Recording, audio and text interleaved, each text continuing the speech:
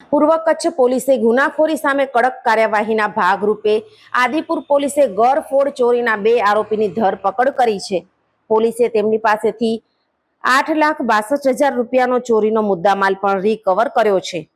પ્રાપ્ત માહિતી અનુસાર થોડા દિવસો પહેલા આદિપુરના કૃષ્ણાનગર વિસ્તારમાં એક ઘરમાં ચોરીનો બનાવ બન્યો હતો.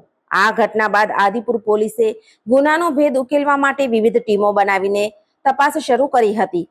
Border range IG Chirag Kordia અને પોલીસ અધિક્ષક સાગર બાઘમારની સૂચના તથા આદિપુર પોલીસ સ્ટેશનના પીઆઈ MC વાળાના માર્ગદર્શન હેઠળ પોલીસે તપાસ હાથ ધરી હતી. ટેકનિકલ સર્વેલન્સ અને હ્યુમન સોર્સિસના આધારે પોલીસે વરસામેડીના જગદીશ જીવા રાઠોડ અને વસંત રમેશ વારૈયા નામના 2 આરોપીની ધરપકડ કરી હતી.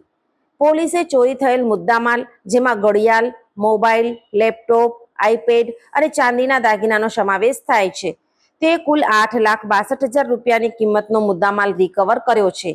આ અંગે વધુ કાર્યવાહી હાથ ધરવામાં આવી છે.